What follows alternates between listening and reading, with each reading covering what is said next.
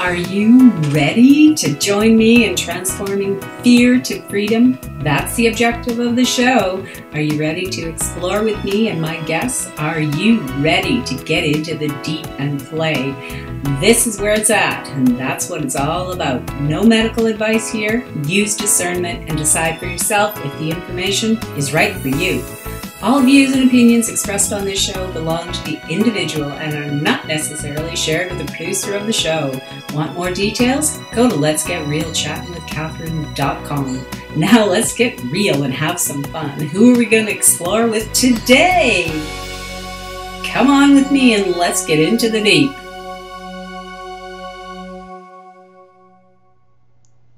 Welcome back to another episode of Let's Get Real, Chatting with Catherine.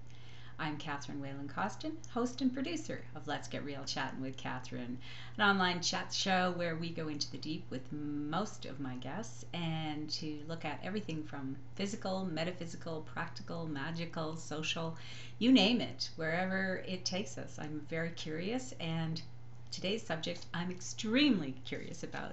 We've had Rose Sangregorio on the show several times and talked about many metaphysical aspects. She is the founder and director of the Metaphysical Center of Canada Corporation. And she has written a book called Journey to Self-Enlightenment. Hopefully you can see that. That's the cover of her book. It's, as you can see, not very big, but it's just packed full of wisdom and incredible information that I've never gotten anywhere else. So I'm really intrigued by the depth of it. We have talked, generally did an overview about it on our previous show, but today I want to go really deep with her because there is so much in here. Talking about chakras, archangels, rays, Lemuria, Atlantis, about the ascension process, symptoms, and everything that you could probably want to know is kind of in here. I'm sure you may have more questions. We all do. It's just a constant journey. But I'll tell you what, she's answered a lot of questions that I had and some that I didn't know I had. So this is really, I find, a helpful tool. It's more than just a resource. I kind of used it as a resource initially, and then I sat down and had a read. And I'm not recommending that everyone do that, just because. But for me, I'm intrigued by that kind of journey, and she really got it all in here. So this is a lot of fun. I think you're going to enjoy this conversation with Rose Sangregorio. Let's get at it. As Let's promised, have some fun. We are back with Rose Sangregorio on Let's Get Real, Chatting with Catherine, and we are going to go into more exploration into her amazing book, Journey to Self-Enlightenment, which is profound and moved me in great ways, and we're going to get into all of this. So welcome, Rose. Thank you for joining me.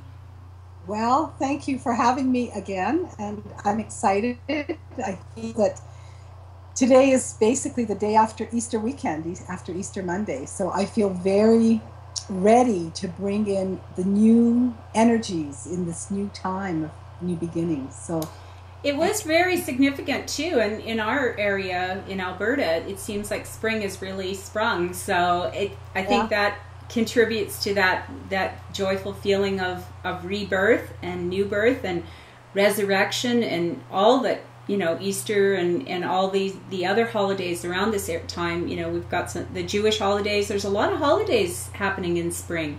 The spring equinox, everything. So it seems appropriate to me that we would be taking this journey today.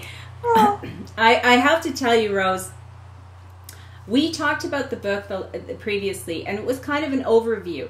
And I saw it as, this is a great tool for people on the ascension path and for understanding better about chakras and things like that. And then I kept getting called to read the book. Even though Rose said, you don't need to sit down and read it. For some reason, it kept saying to me, but you do. So I did.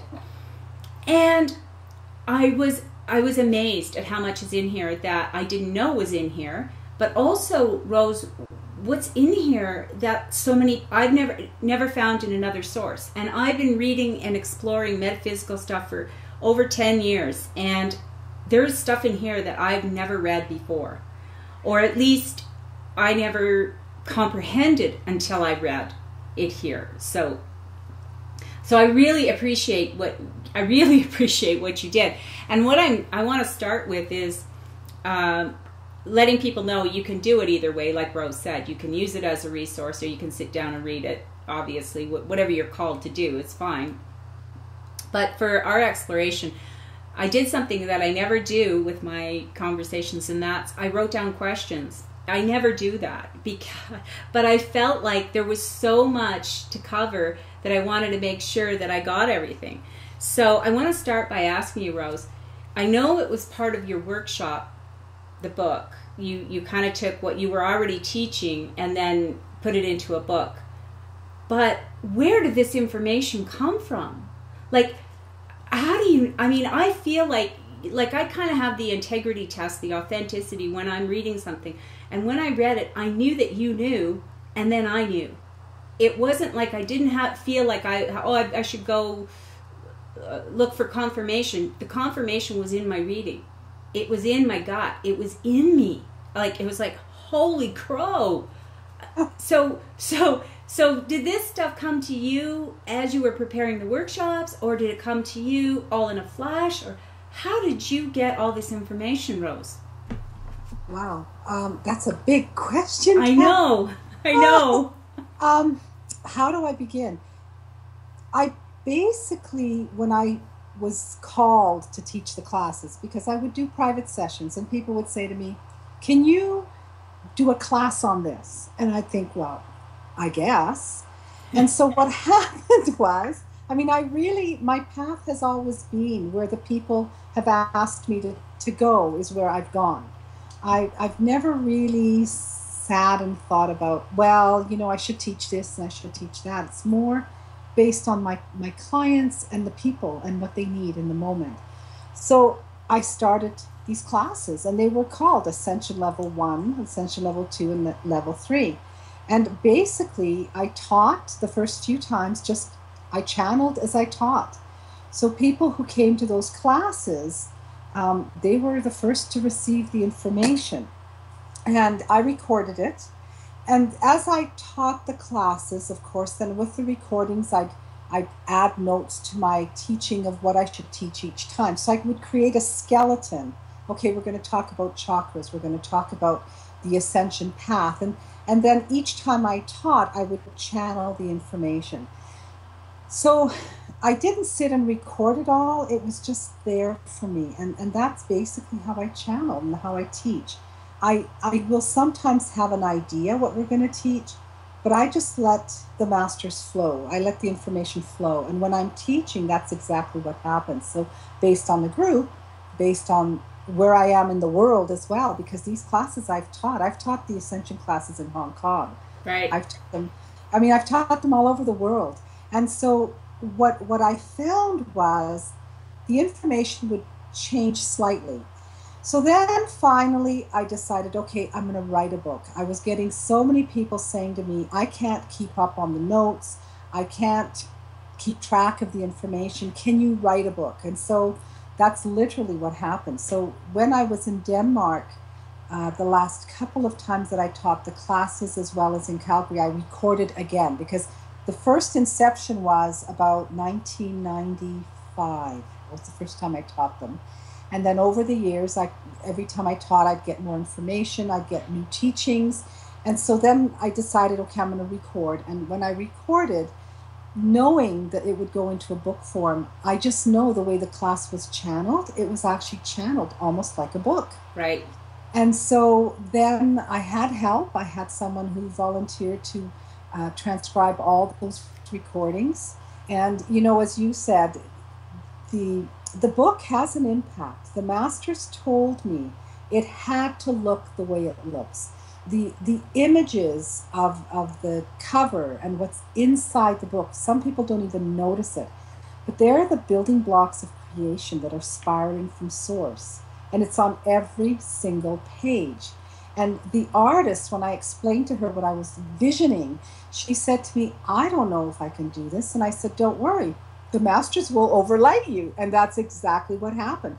The cover of the book, the contents of how it looks was one-time shot with the artist. It's an amazing book, and for me, and I'm very physical. So as I'm going through my journey, a lot of things affect me physically. But books, they can, depending on the information. But I'm telling you, I read the first, few chapters, and then I could feel, for me, because I'm very physical, I feel the energy come through me when I'm in meditation. And in the shifts that have occurred lately, I feel it all the time now. I feel the energy coming through. But as I'm reading, I could really feel it. It was just like I went into a meditation as I was reading. And then I had to put it down. It was just, there was so much coming in, and I thought, my God, I can't believe I didn't know this, then now I know it. And then I had, yesterday morning, I continued, and I was trying to, because I'm always in a hurry up mode when I'm learning. I want to learn more. So I was reading, and then I found myself, I was having all these little flickers of light around the room, and then I said, I'm gonna go and meditate. Well, I went to meditate for about an hour, which is normal for me. Then I slept for 3 hours. And I had dreams and dreams and dreams. And last night also, really vivid dreams. And I used to dream very vividly all my life. Then I've sort of gone through this lull where I dream, but they're not as vivid and I don't remember them as much. But all of a sudden, the dreams are back. And big time messages that I really get. And so I thought, oh, there's so much more to this book. Just holding it, just having it in your presence, and then you get into it and you start reading it. But I wanted to go, because there's stuff in here. I mean, we're not going to be able to go through every chapter of the book. So those of you watching, believe me, get the book. I get the book. Because what I found was, there's that question of, who am I? What am I doing here? What's our purpose on earth? And it's in here. It's in here. It was for me anyway. The whole concept of, the story of Lemuria and Atlantis, and why we have some of those memories, and how it's impacting us in our lives today.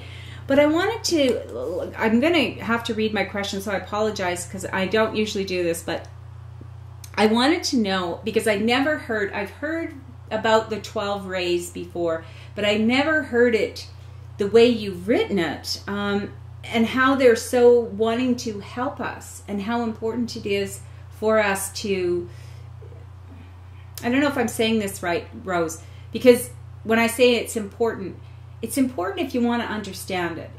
It doesn't matter if you don't want to, right? It's like none of this actually matters. You can go through your whole life and never know any of this if you don't want to. Consciously is the word I use. Consciously. Because we all know the information. As you said, it's totally, you're reading the book, you know it. Because the book accesses your soul awareness and knowledge. It's what we all carry within us as a knowing. So there's people here on this planet who their path is not to follow it, where they have to know every detail of what do the rays do and why are we here. They just live their life based on what their choice has been in this lifetime to live. Right. And so, yeah, definitely, you don't have to read the book. But for those who are on a path of self-awareness, wanting to understand themselves, wanting to understand our concept of how this planet operates, I mean, really, truly, why are we here? Why do we have death and destruction? Why do we have happiness and joy? I mean, these are all things that we experience. Why? And so there are those that aren't just content at home saying, oh, well, it's just life. There comes a point, as you've read now in the book, where our soul awakens. And whether we are awakened to a path on a religious path or on a spiritual path, it doesn't matter. Mm-hmm. Those that are awakened, like you and I, that want to read this kind of information, it's there. And where did it come from? It really, truly, I don't want to sound egotistical, but it really, truly has come from the divine. Mm-hmm. Because I could not possibly know all that stuff in my head. No. And I call it stuff. It's information. And it's just there. All I do is respond to the call of the people. Yeah, and I guess that's right. There's so many of us who are going, okay, I feel like I know things, or there's an awakening, there's there's some understanding, and not being satisfied with getting up every day and just saying, yes, the sun rose again, I have another day, I'm going to work, I know there are people who are so happy with that life, and great, but there's some of us who are saying, I don't like the way it is on the planet. I don't like the chaos, the war, the poverty, the differences between, the lack and whatever. And so trying to understand, how can this all be? And then when you get into the book, you start to see the answers, but it's not just that. It's a kind of a peace. A peace came over me, a sense of everything is right with the world. It's all right. Because it's all in divine order. Yeah. Everything is exactly the way it's meant to be. And when we can have that understanding, the book gives a base. And I feel that it's based on the base of all the religious beliefs we have, whatever religious path you're on.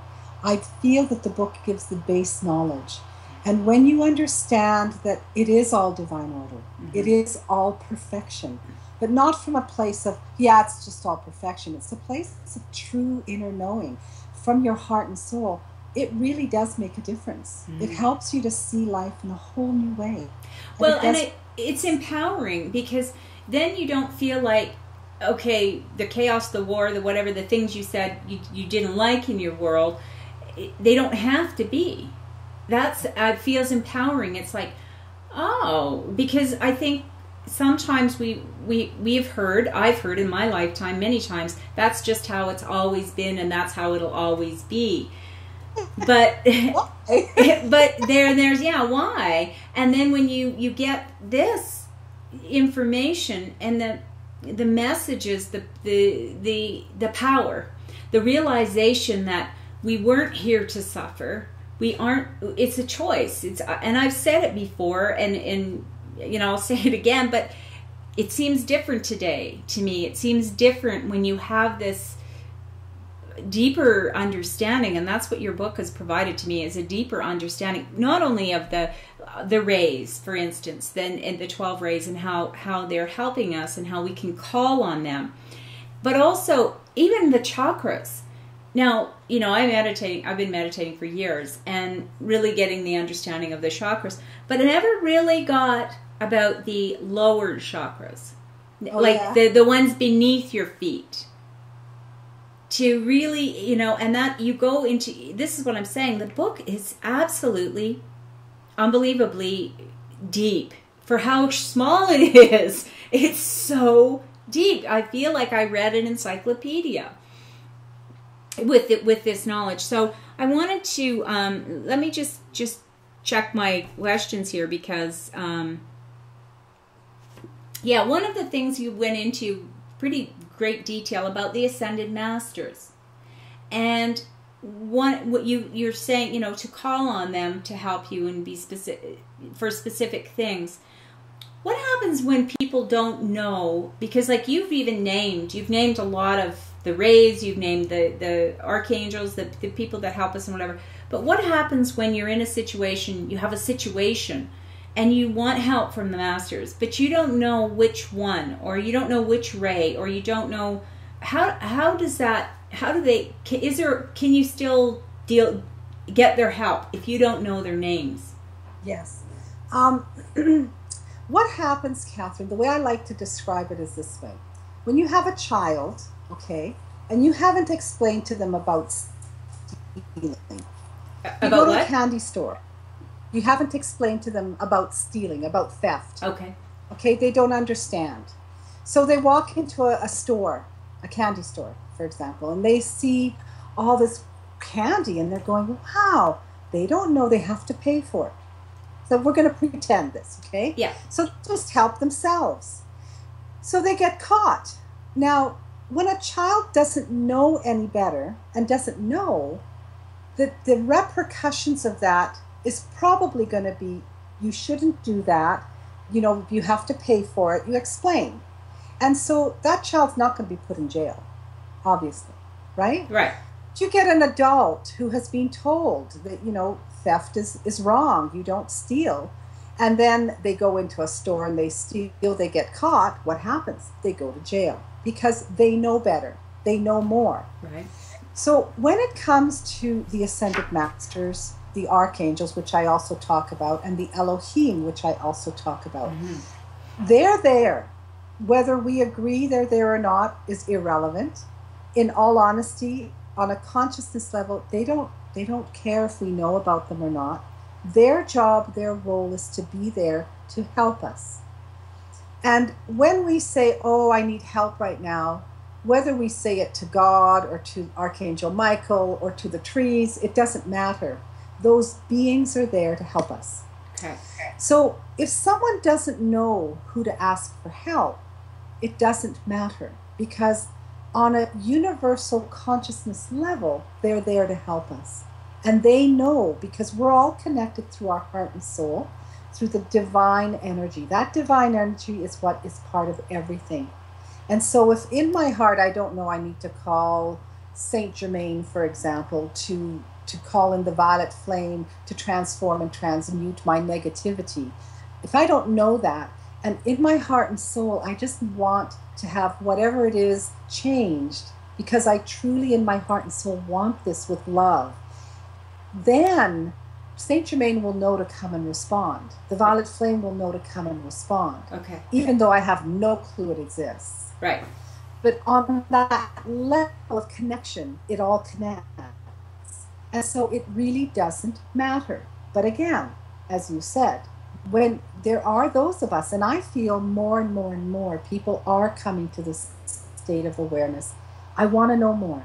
I'm no longer content to just living my life. I need to give more. I need to express more. I need to bring more of the divine into my life. That's the new age. That's the new energy, the oneness. And so what I'm experiencing is more and more people are asking, more and more people are seeking, and more people are going within to a deeper divine place within themselves, whether it's by going to church more or whether it's by doing whatever. It doesn't matter. Because in the end, what matters, the biggest thing that matters, is that we are in total oneness with all creation, so that in our hearts we are always feeling what is best for all creation and not just myself. And really, to me, this whole evolution or ascension is really about our evolution.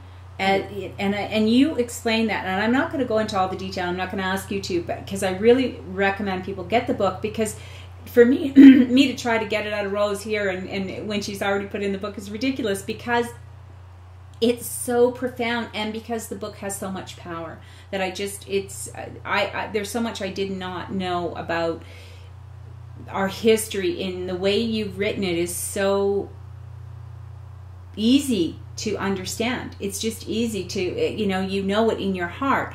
But I also wanted to let me see here about the masters. I had a question. I will say something while you're reading There is going to be a class, I think it's in August in Moose Jaw. People will have to go to the website, to the events calendar, but I think it's August in Moose Jaw, where I'm teaching about the 12 rays, how to use them, how to understand the rays, and how they can help you. Oh, wonderful. On a conscious level. Okay. Just so you know. Yeah, that's fantastic. And that's Moose Jaw, Saskatchewan. For those of you who don't know where Moose Jaw is. Well, there's a point in the book, you talk about your story, Rose's story. And I just want to say that there were parallels. It's interesting. There's parallels between Rose's story, life journey in this lifetime, and mine. We both come from Catholic backgrounds. Both were the first in the family to get divorced, raising children, single parenting, and so forth. So there was so I could really relate to some of the experiences you had. But one of the things, and I want to say that I really appreciate you telling your story, Rose, because there was so many lessons and sharing your story that would really help a person to get some insight into life, the struggles of life, the human experience. I mean, you kind of covered all kinds of places in that, becoming an independent woman and getting out into the world and stepping into your gifts. All of that came through that very personal story, and I really appreciate that. But one thing in particular that I wanted you to talk about, because I'd never heard this, is the karmic clearing in your sleep. You talked about it, about asking for what's in divine order in the karmic clearing in your sleep, and you were talking about it in reference to your a relationship that you wanted to be resolved. Can you talk about that? I've never heard of that. Oh, yes. This is an amazing tool, because remember, they're there to help us. The beings of light, God, the masters, the angels, they're there to help us. They will help us unconditionally, even if we don't know to ask for help. But when we actually ask for help, it's like the forces can really come in and help. And so what ends up happening is we all have karma, if you believe in the karma idea. We all come in with our learnings and lessons. That's what karma is. It's our learnings and our lessons to be more of who we are, which is divine beings. And what happened was the masters taught me that. They said, you don't have to experience it during the day with trauma. You don't have to. You've had enough lifetimes. The earth plane has experienced enough of trauma that you can ask for it to be dissolved, resolved, transformed when you're asleep. And so I thought, that's an idea. So what the concept is that when we sleep, again, whether you believe it or not, this is what I know happens. We actually leave our bodies and we go to what I call the etheric retreats. People can call it to the light, to the angels, whatever you want. We go somewhere. Right. Now, when we fall asleep, the last thoughts we have before we fall asleep determine the energy field we have around us and where we go. So if you fall asleep in fear, guess where you're going to go? You're going to go to the astral plane, which is filled with fear. If you fall asleep with the thoughts of light and love and whatever, you go into the higher planes of light. This is why we used to pray before we go to bed. I mean, wow, that's modern science, modern life. But if we go back in time, I was told way back in time, people always had sacred ceremony before they went to sleep, because they knew that they were going to go wherever they wanted while they slept. Right. So where we go is determined by what we want. So they gave me that little prayer that's in the book. It's section chapter 11.8. There's a prayer in there that you say before you go to bed. And that prayer literally is saying, I want to go to the etheric retreats of light. You can call it whatever you want. And literally you're asking, help me clear all my stuff while I'm asleep. Yeah. And if it's divine order, if I'm meant to experience something in physical reality, then it is okay.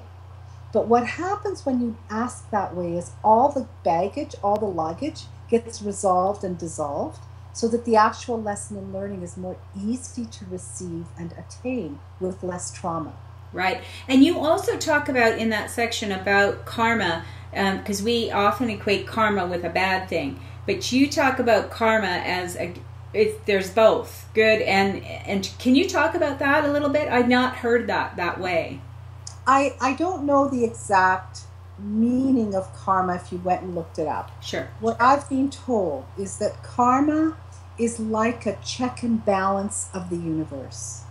It's because we live in a polarity environment here on Earth, It's what we do to keep ourselves in a place of neutral.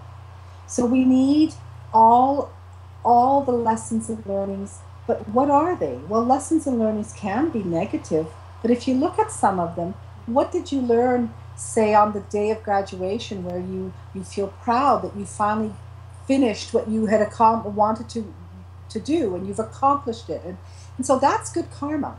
When you do something good for someone else, like just out of the blue you see someone who's in need and you go and help them, that's good karma. And so that will help balance out the negativity that you carry. The idea is that you balance them out to a point where you become neutral, and from neutrality you rise into true enlightenment. So as long as we're on the earth plane, the earth plane itself is in the third dimension, right? So as long as we're on this physical planet, we're going to have things we like and things we don't like. That's part of physicality. But we can choose to learn our lessons without suffering. We can get the lesson of whatever it is without pain if we so choose. See, I think that's important to notice, that we get to choose. We get to choose. The lesson is the lesson. We're still going to, if we wanted to learn compassion or about love or about whatever it is, we can still get it. We don't have to be distraught to learn about compassion. We don't have to experience absolute, losing everything to experience compassion. We can learn compassion in a very positive way. So I think that's really important for people to get, and you explained that very well. I also wanted to... Can I just say something? Absolutely. Being prompted to say this. What I'm saying here is people need to be aware where they're coming from, the agenda behind the action. Because there are people who think, okay, I'm going to build up all this good karma. I want to build up all the brownie points or all the good things. And so they go around and they do all these things that they think they should be doing to create all this good stuff in their lives. But underneath the energy of what they're doing is really a fear of creating negativity, or maybe having loss, or being poor, or whatever, not being accepted by God. So it's very important, like when I talk about this, it's important that we understand where we're coming from, as well as why we're doing those actions. That's really important. Yeah, I get that. Very important. And so I don't want people to misconstrue what was just said. Okay. Karma is created from our essence of being, the actions that are behind the event. So if I'm going out and giving, I don't know, say I have $1 million in the bank, I don't know what to do with it, and I give it away because I think I'm going to get the brownie points, not the tax deduction on top of that, but I'm going to get on top of that, okay, God points, I'm going to be a good person, so I'm going to give it to the most needy charity. Well, I'm doing it for the wrong reasons. I'm not doing it because I truly feel in my heart this is something that is appropriate to do for me. In essence, you're not really building good karma. Right. You're actually amplifying the energy of the negativity behind the action. Right. Which is why they say giving $10 from a place of absolute love, like I love what you're doing, or I want to give this to you because I absolutely want to, has more value than the $1 million that was given because I think I'm going to get something later down the road, or it's my ticket into heaven, or whatever it might be. Exactly. So we have to be very aware. I don't want to say be on alert, be careful, because then that's creating a negative energy. Right. It's be aware. Be aware always. Where are you coming from? What is prompting this action? Right. Does it feel, I go by, does it feel right? Yes, then I'm going to do it. No matter what it is. I'm going to do what feels right to serve the greater good of all. And that's a good way because it feels calm and peaceful inside. Yeah. Well, and usually you don't feel that after you do it, it just feels so good. you don't feel like you have to tell the world that you just did this good deed, because you've already fulfilled that in you. The telling of other people seems to be, we do that when we're not sure if it was good enough. That's still a place of fear, waiting, asking the world to kind of congratulate us for our good deed, like validate it or what have you. So, okay, I think I really get that.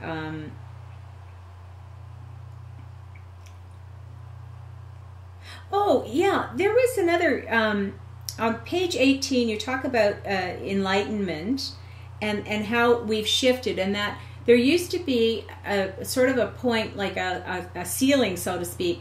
You could only get to a certain point in enlightenment, and then you had to leave the planet, or ascension. You could only go to, and that in the last 15 years or so, with the energy shifts on the planet and so forth, that we're able to stay in our bodies which then that wasn't always possible. Can you talk about that? I can. I don't think it's the last 15 years. Okay. I think it's about the last, it depends what you're looking at. Let me put it that way. Okay. The earth has a collective energy around it that is made up of all of our thoughts and feelings and emotions, of all the people that are on the planet. Every thought I've ever thought, every feeling I've ever felt, every emotion I've ever experienced, every action I've ever done exists around our planet as an energy field.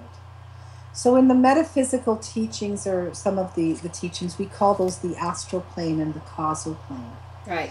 It exists around the earth. Now, in that energy field is all this stuff.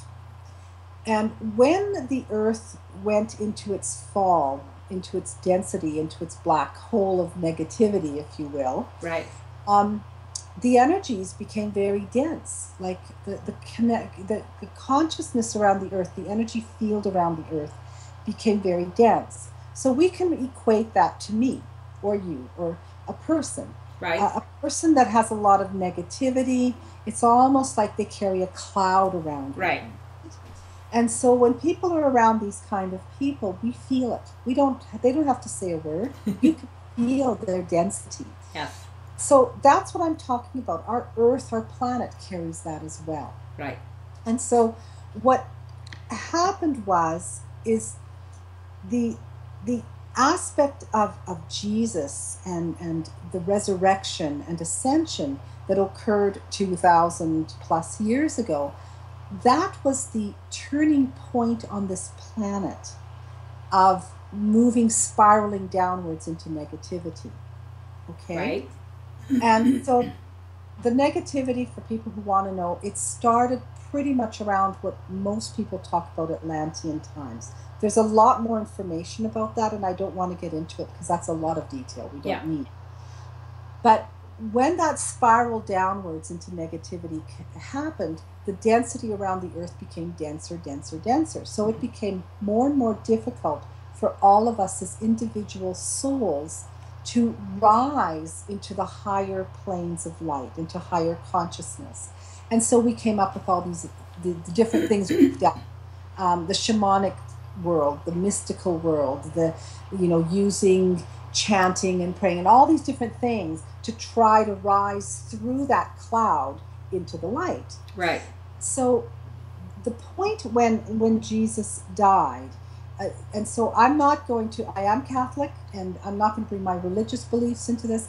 The truth of the matter is, it doesn't matter if you believe it or not. It's a metaphysical point of energy, that when that energy experience of Jesus dying on the cross and the ability to rise again and rebirth, going through the darkness, blah, blah, blah, it all happened as a metaphor for all of us for our ascension.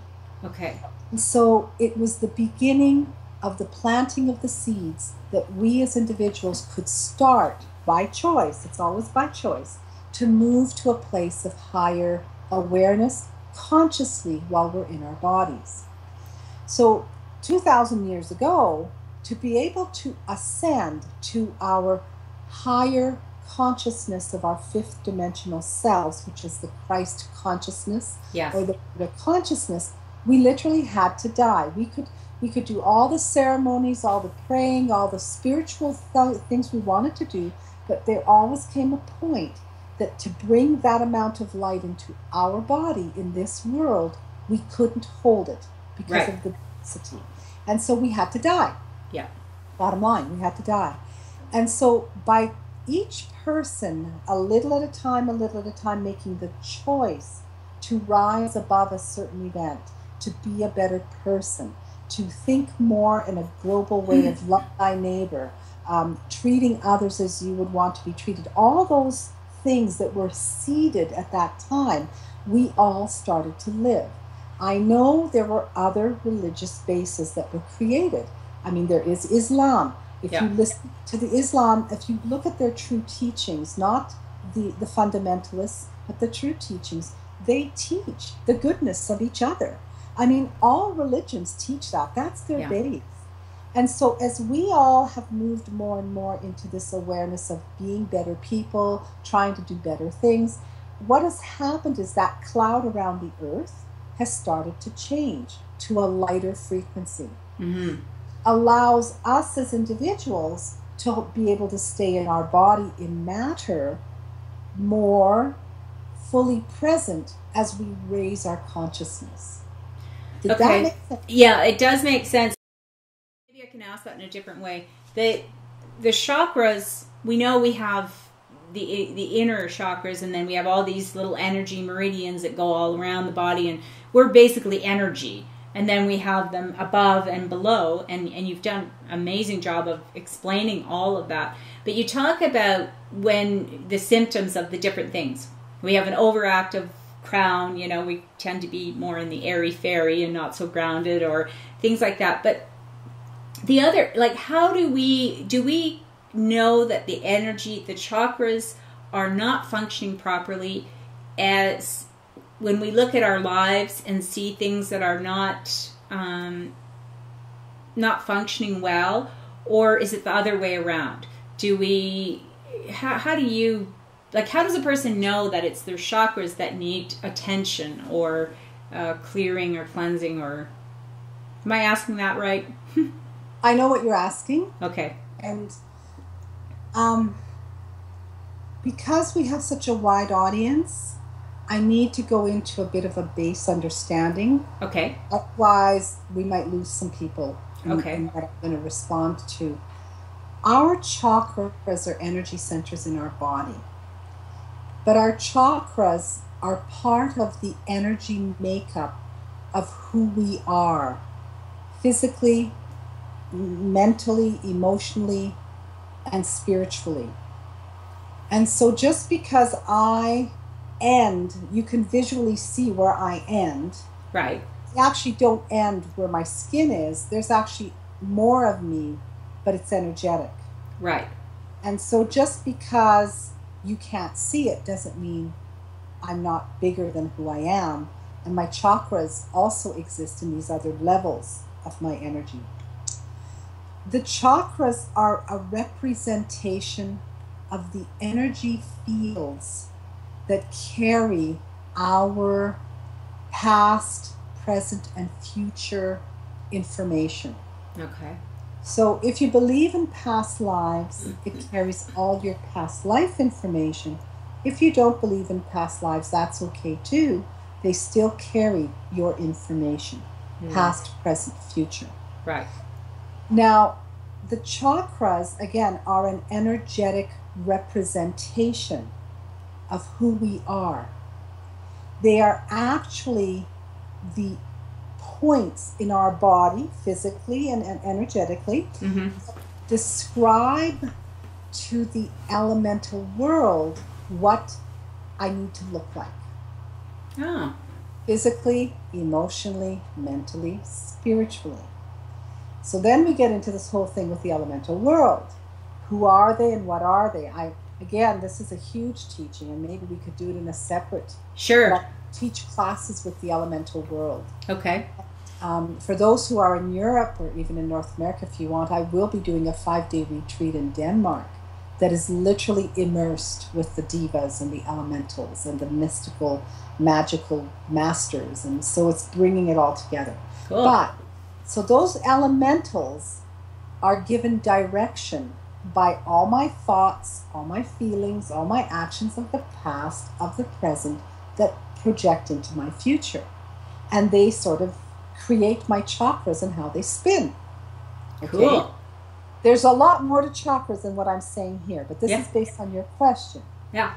So if I've had, I don't know, many experiences where I have been treated badly, where I have chosen to feel a victim, then that energy will imprint itself in not only my cells, but in my chakras. Right. And if I choose to feel a certain way, that means I choose to have the mental process that makes me feel this way. I choose to have the emotion, and I choose to have whatever I need to vibrate within me. So the chakras carry information in my body and around me of how I need to be. So the key is, each chakra has its predominant piece. So the root chakra is about my power, how I present myself in this world. My second chakra is about my feelings. It's about my inner child energies. It's about how I feel. And so each chakra has its predominant piece, but every other chakra carries a part of all those chakras. And now we're starting to get into a lot of information and a lot of stuff. Well, I mean, I want to refer people to the book, which has a lot of information in it, but also, so we don't have to go too deep with it, Rose, I really feel like what I notice is now in 2013, we are becoming more aware of who we are, and that we're not just our physical bodies, but that all of these energy systems and the outer bodies that we can't see with our naked eyes, our physical eyes, exist and impact us or support us, or, I think that's what's important today that I want to get across to people. We are so much more than it appears we are, and if we want to have if we want to have a different kind of experience on planet Earth, I think that's where understanding these things is helpful. Oh, definitely. And those chakras are all interconnected. And so just because you can't see it, there's a bigger part of me. That bigger part of me exists in a dimension of awareness or consciousness or reality where that part of me exists in that place of pure love. That part of me exists in that place of higher awareness and knowing more, knowing all things. And so if I can open my chakras to each other, then they can communicate to each other. And that's where the chakras can sort of release and let go of the negative or lower frequencies or slower energies, and they can start to move in harmonic. They actually sound harmonic with each other. Right. So I, in the physical world, can be more of who I really am around me, present in this body. Right. And so the chakras are really, really, really important because people don't understand. And you mentioned, it's like people don't understand. We have to work on all the chakras, especially the ones from the heart down, because those chakras are what ground us in our bodies. And so we need to work on those lower body stuff so that we can open our heart, which connects to the soul, which connects to the higher part of me, which connects to the deeper part in creation. Then as I open my heart, everything starts to change. And as it starts to change, then the light of who I truly am can flow into me and outwards from inside of me out, instead of just trying to get into me from the outside. And you have explained so well too, we have help to do it. This isn't, that's I mean, really a big part of it is to understand it's not just knowing it, it's sort of like, knowing when you first understand the biology of the physical body, then you start to understand, okay, but if I eat this or I do this or whatever, it has an effect. And that's same what we're learning about our energy body. In order to have a different experience on the planet, we need to have we need to have this healthy. Yes. Healthy and so is it your understanding that when it's not, and when those aren't communicating, the lower one's not communicating, is that where dis-ease comes from? Totally. Yeah.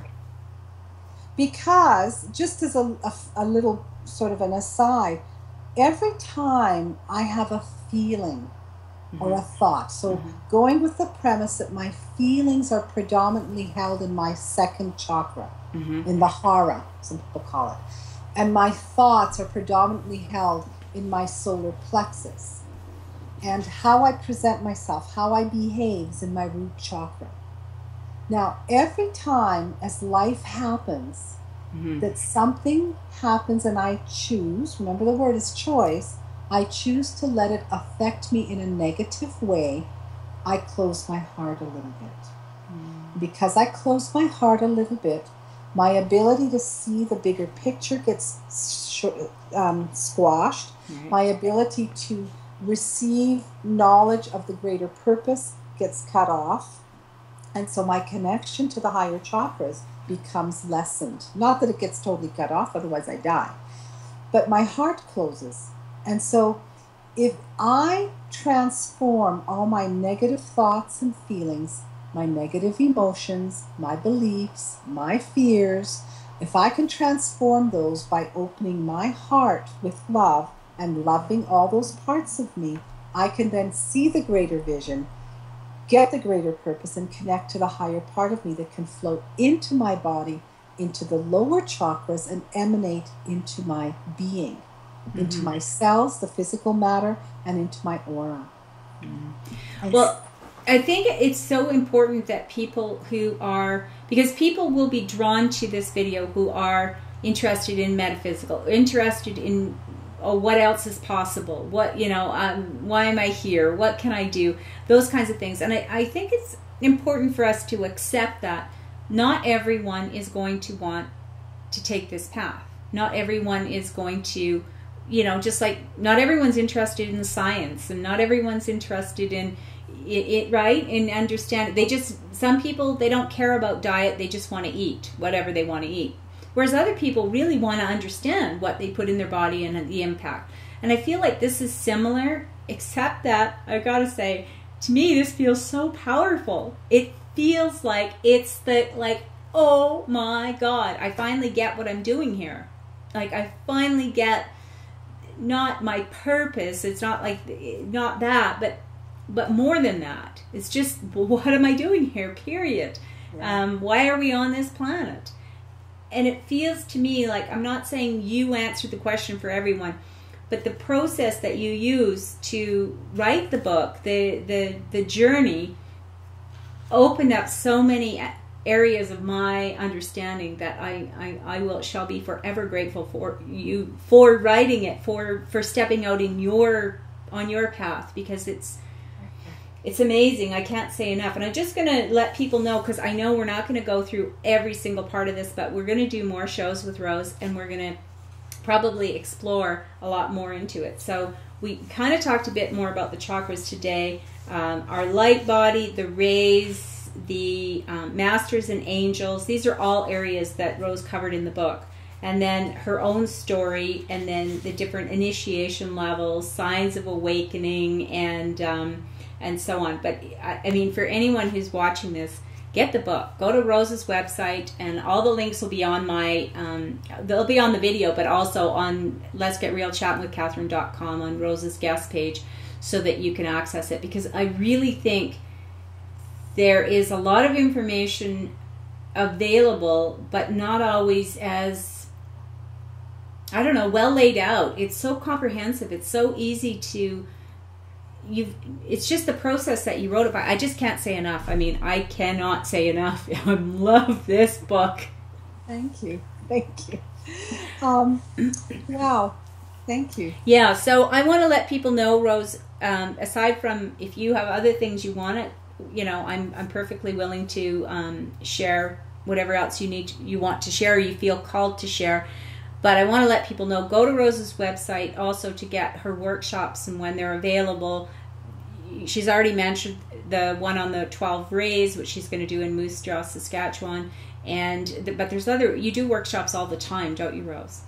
I'm doing one on the new paradigm as well, which is part of the teachings from the book. Yeah. I'm doing that one in Swift Current, Saskatchewan. Oh, nice. And I should have had a printout here and I didn't. It's all right, because by the time this view is, they can go to your workshop and get the actual dates and so forth. But was there anything else you feel really important with the new, we just passed Easter 2013 and working with these new, is there anything else you really like to share, Rose? I do. I do want to sort of give a little bit of a message about the time we're in right now. Now, being, April 2nd of 2013. Based on what we've talked about, this will give a better understanding as well. Okay. We are in the new paradigm. It's now. It's happening. It's not in the future. It's not going to happen next week. We're in it. And all that has happened this whole new year, this year is the year of beginnings. It's the new beginnings. We are like babies that have just been reborn, ready with our clean slate to live this new life. Mm-hmm. And it is so important for people to understand that what we've been given is a gift. It's a gift from the universe, from our divine creator. It's that through all that we've been through at this time, with the portals opening and the 12-12-12 and Easter, the new moon, the full moon and the equinox and all of that, it's all about the energy of what we just talked about. Our hearts have been opened to a deeper place. And because they've been opened to a deeper place, we are given the opportunity to go deeper within, looking at the depths of what we carry that is no longer needed in our new paradigm. All that negative stuff. So, but the gift we've been given is the opening of the heart to the oneness of all that is. And in that oneness, as we open our heart, the higher realms can descend into us. And as they descend, they affect our lower chakras, which are our thoughts, feelings, emotions, habits, beliefs, behaviors. And so what is coming up for everyone with all these illnesses that are happening for people right now, the colds and the flus, it's all about the deep cleansing of the physical form so that the light can actually be manifest through us. Not just in us, but through us, so that it emanates, so that we can go out and be the beings we're meant to be. And I just, not because I'm Catholic, this is because of the bigger picture, looking at the bigger picture. What have we had happen the beginning of this year? We've had unbelievable solar flares. We've had asteroids, comets. We've had all kinds of stuff happening. We've had the one that landed in Russia. Yeah. All of, why is that happening? It's because the elemental world is also awakening, joining us to break down the paradigms in our auric field, in the Earth's auric field, so that we can step into our true selves. And we've got this new Pope. Unprecedented, right? Mm-hmm. Pope Benedict steps down. Wow. Yeah. For the Easter time, right? He stepped down right before the equinox. So who do we get? We get a new Pope. What does he call himself? Francis. Wow. He emanates the energies of Saint Francis. Now, in the metaphysical world, it's Lord Kutumi. Lord Kutumi is our universal teacher. So here we have this new Pope that's saying, let's go back to what the original teachings were. It's about let us look at the people and let us bring the people together in oneness. He is emanating to the world this new energy. And whether people like it or not, he does affect a lot of people on this planet. But it's not because he's Catholic. It's the energies of what he's bringing through that we must recognize. And so here we have evidence of many things happening around us, that the new beginning has begun. We are in our new paradigm. And sometimes it will be someone will need to have, in order to affect so many people, they need a big platform. So they will have whatever it is. It could be president, or it could be the head of a leader of a church. It could be any number of things can happen. But I mean, sometimes it's needed for them to have a big platform to bring in that energy to affect a lot more people. They have to, and this is why there's all these little, blips happening with North Korea and with the Middle East. It's like these are because the light is coming in. And just like in my body, as my chakras become enlightened, they start to clear out their stuff, their droves. The light can come in now. But those parts of me that have been very comfortable in their stuff, they don't want to let go. And so what happens? They fight. They make themselves heard through maybe a behavior that's like, wow, I just did that. I haven't done that in 20 years. It's because it's the old energies that are fighting for their life to hold on. Right. And in our world, we are being shown this is what's happening. But we are being supported by our universe, by the elementals, and by all that's happening, that things are changing, and they will change. We are in the new paradigm. So my invitation to everyone is take the time on a daily basis to truly open your heart with love, whatever that means. Think of all the people you love, all the things you love. Bring that love into your heart and bring it into your whole body and let it emanate out of you to everyone you encounter, so that feeling of love is expressed in everything you do with everyone you meet. Good, bad, and ugly. Because, it's easy to be nice to nice people. Yeah. It's not so easy to the ones that are not so nice, but it's really hard to be nice to the people who are nasty. Yeah. And I have experimented with this, where I've brought love into me and truly emanated it to someone who is really nasty. And it's almost like they don't know what hits them. Mm-hmm. They just don't know how to handle this energy. Mm-hmm. And you don't have to say a word. You just emanate the love. And so that's what I invite everyone to do. We are in a new beginning, new times.